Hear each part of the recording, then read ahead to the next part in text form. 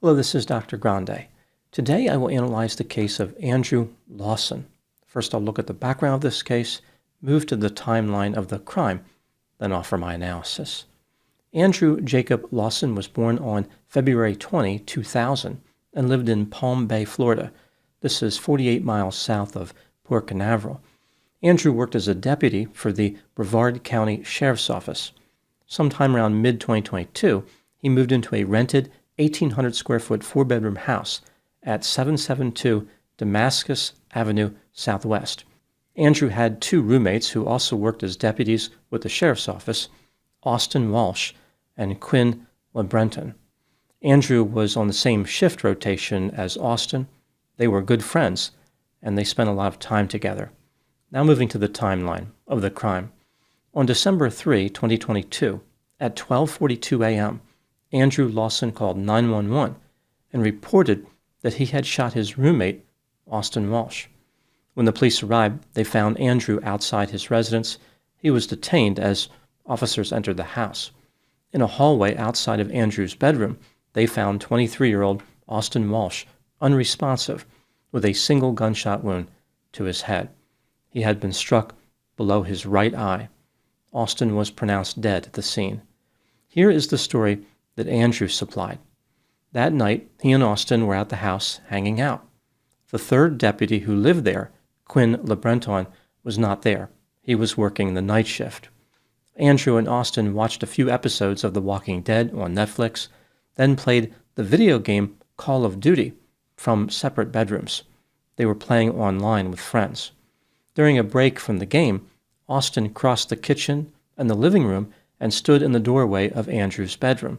The two men talked for a bit. Andrew had just purchased a Glock 34 semi-automatic pistol chambered in 9mm Luger about 4 or 5 days earlier. He had cleaned the weapon earlier that day. When he was done cleaning it, he checked to make sure the weapon was unloaded, or at least that's what he believed. Andrew pointed his Glock 34 at Austin and said, "Get back on the game. You're going to get shot in the game, or I'm going to shoot you." After making this declaration, Andrew pulled the trigger.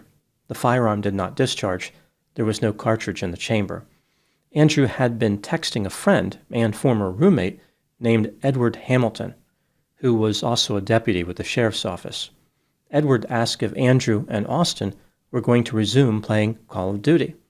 Andrew manually cycled the action of his Glock 34 by pulling the slide back and releasing it. He claimed that he still believed the firearm was unloaded. He believed the magazine was empty, therefore cycling the action would not chamber a cartridge. Andrew pointed the pistol at Austin's head and pulled the trigger for a second time. The weapon discharged, and Austin was struck in the head. Andrew said he immediately called 911. Edward once again texted Andrew asking if they were going to play Call of Duty. Andrew responded, "I just killed Austin on accident." The police examined the Glock 34. The magazine contained about 16 cartridges.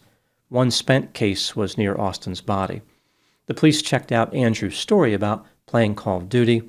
They confirmed that he had been playing with multiple friends that night. He and Austin had been kicked off the game for inactivity. In January 2023, Andrew Lawson was arrested and charged with manslaughter. If convicted, he was facing up to 30 years in prison. 3 years later, on January 15, 2026, Andrew Lawson pleaded guilty to manslaughter. The prosecutor had made him a deal. In exchange for a guilty plea, Andrew's maximum sentence would be 7 years in prison. Andrew read from a prepared statement to demonstrate his remorse for killing his friend Austin. He said to family members, quote, "It broke my soul to know I took Austin's future away from him. I stole from you. I wronged you, and that is my fault. I'm sorry. I stole a future that was not mine. I stole future laughter, future love, future service, a friend, a brother, and a son that was not mine to take. I have accepted what I did, and I take full responsibility in taking Austin's life," unquote. Austin's mother, Cheryl, was not happy with the plea deal that Andrew had been offered. She told the judge, quote, "I respectfully ask you not to accept the deal. The defendant made a series of choices that cannot be undone," unquote. Cheryl went on to call the plea deal insulting and said the wishes of the family had been ignored by the state attorney's office. She believed that police officers should be held to a higher standard, not a lower one, and mentioned how Andrew racked the slide and pulled the trigger a second time. The hearing could not be completed that day. A second hearing was scheduled for January 30, 2026. On this day, in a very surprising move, the judge rejected the plea agreement. This is the first time she had ever done this in her career. The judge offered Andrew two options: make an open plea, which would have allowed her to sentence him up to 30 years in prison, or withdraw his plea. From that point, he could take his case to trial or renegotiate with the prosecutor and try to reach an agreement acceptable to the judge.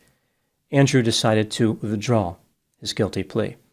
At the time I'm making this video, his next court appearance is scheduled for March 18, 2026. Now moving to my analysis. Andrew Lawson tried unsuccessfully to plead guilty. However, he was requesting no prison time. Whether he goes to trial or renegotiates his plea agreement, it seems likely he will not only go to prison, but his secure accommodations will be enjoyed on an extended basis. There is no mystery about guilt or innocence. There is no doubt that Andrew shot Austin. He admitted that he killed him. The issue here is fair sentencing. The state believed that a maximum of 7 years was fair. Evidently, the judge wants Andrew to have a longer sentence. This brings me to the question, what would be a fair sentence for Andrew Lawson? Let's take a look at the aggravating and mitigating circumstances in this case, starting with the aggravating factors. Andrew Lawson was a sheriff's deputy. He had received training on how to safely operate firearms. The Glock 34 used to kill Austin was one of Andrew's personal weapons. It was recently purchased, and the first time he removed it from the case was just a few hours before the shooting.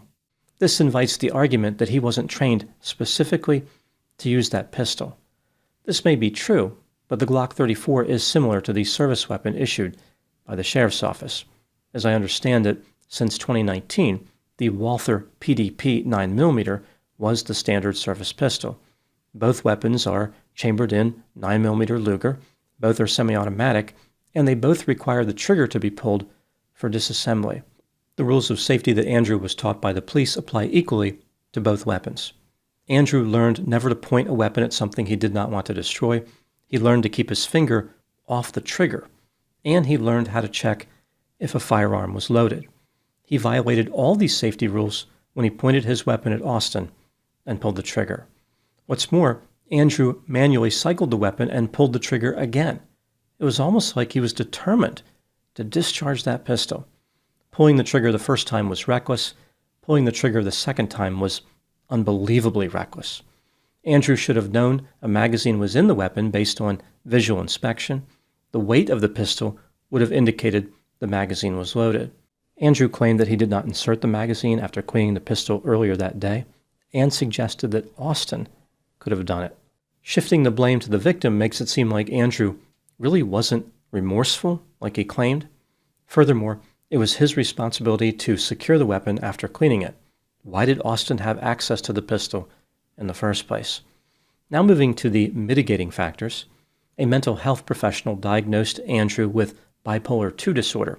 This disorder is characterized by episodes of depression and hypomania. Hypomania is a less severe form of mania.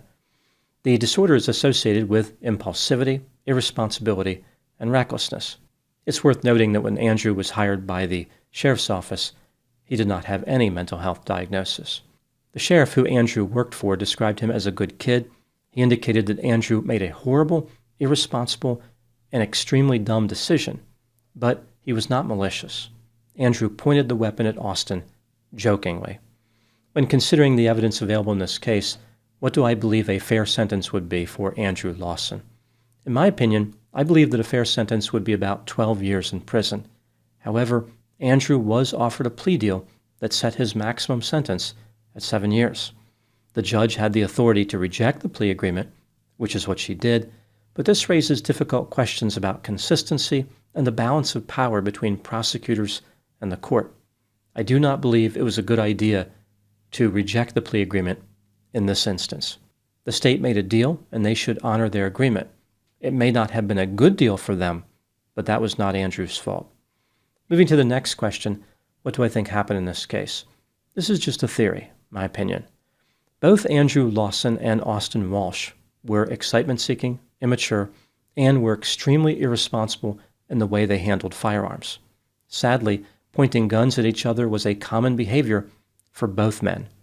The other roommate, Quinn, was very uncomfortable due to the behavior of Andrew and Austin.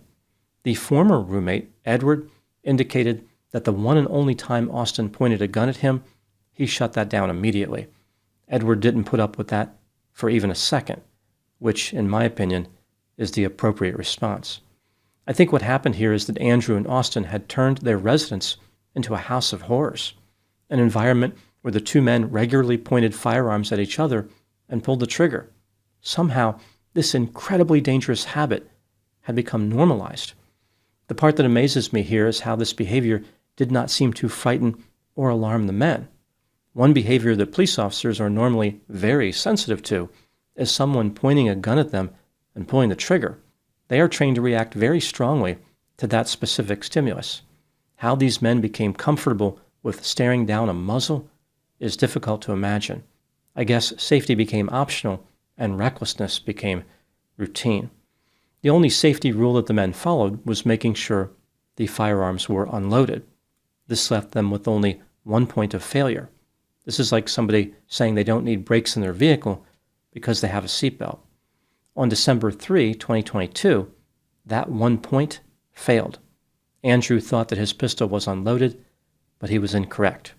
If he had followed the other rules of firearm safety, no one would have been harmed, but Andrew had given up on those rules a long time ago.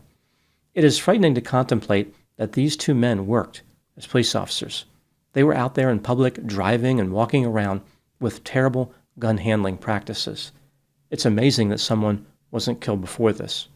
I think the lesson learned in this case is that law enforcement agencies need to do a better job screening for immaturity and impulsivity. Neither Andrew nor Austin should have been a police officer. Now moving to my final thoughts. There are so many unanswered questions in this case. Did the other deputies who witnessed the dangerous gun handling behavior report it to the sheriff's office? Was this behavior tolerated? How desperate was the sheriff's office for deputies if they accepted Andrew and Austin? One of the many worrisome details of this story is how Andrew purchased the Glock 34 for shooting competitions. This is yet another example of how a person who is incredibly incompetent can have a staggering and unrealistic level of confidence. Andrew actually believed he was responsible enough not only to possess a weapon, but to compete with it. The one good thing to come out of this terrible tragedy is that Andrew Lawson will never be allowed to possess a weapon again. Those are my thoughts on the case of Andrew Lawson. Thank you so much for watching. I'll talk to you soon. Just a reminder, I have hundreds of pre-release videos on my Patreon account. These videos are of the same quality as the videos I release to the public. When I put a video in pre-release status, it usually stays that way for several months, if not a year. I will put the link to Patreon in the description for this video.